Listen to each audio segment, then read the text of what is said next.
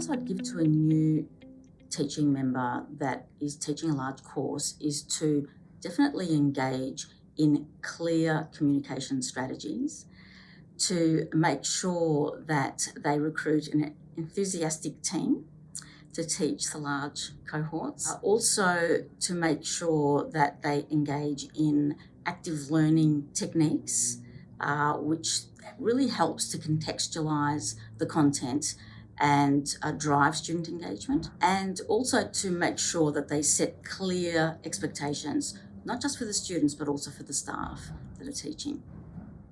First one is the engagement. So within the first 4 weeks, set up a small assignment where you are almost able to talk to all the students. That early engagement is very important.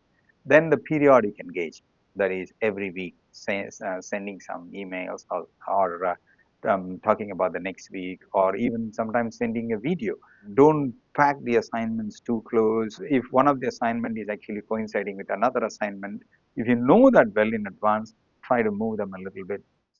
Reflection on how the course is run and what sort of possible changes can be made is really important. What's also important is to run those changes past your collaborators.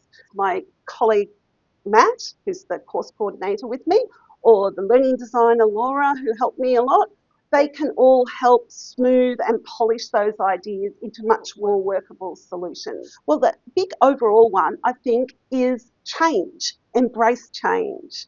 I think when we make changes, students realise that we're excited about our teaching and that we feel they're important. We say to our students, we are making changes in this unit. We need to communicate that we are actually excited and engaged about learning, right? So that we can actually show we're interested. And I think that's a really, really important one to the students. Another one is scaffolding their learning so that, there's clear expectations and clear communications about what they're doing and when.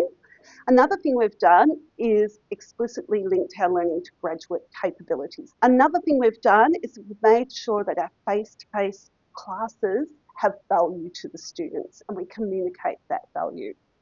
We make it really clear about asynchronous learning and the benefits of asynchronous learning, and we expect them to be doing that, but we make it clear the value of face-to-face learning as well. Another strategy was we reorganised Canvas, so it was very clear to students. It followed sequentially. They saw this was our topic. It was broken into subtopics, so if they didn't understand something, they could find it clearly. And then the assessment followed the topic. So there was clear flow in Canvas. And we also introduced within each subtopic some clear themes that we wanted students to do.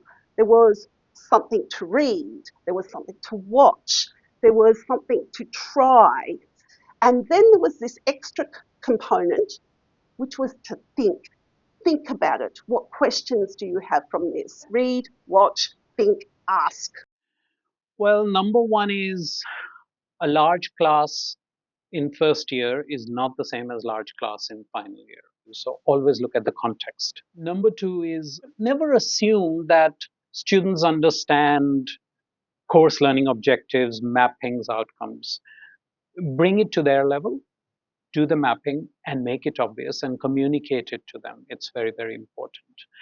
And number three is always know your staff who are teaching along with you. It's very important. They will meet students a lot more than you will meet students. Some of them would do multiple practicals or tutorials. They have more proximity to the students. And I think finally, my advice would be maintain some kind of connection. Don't be that person who just comes and stands 2 hours in front of them and then they never get to see. The advice I'd give to a person who's taking on a large class or large cohort, several things I think really, is find a critical friend. Just asking your colleagues for help is a really good thing. I also have a little notebook I make notes in to keep myself on track with things, make sure I follow up on things. Just be yourself is probably the best advice I'd give. Just be who you are. That's really important for students. Another really important aspect is to set some really strong boundaries around responding to things like emails and requests, because sometimes I've noticed that students will request things in the middle of the night or early mornings.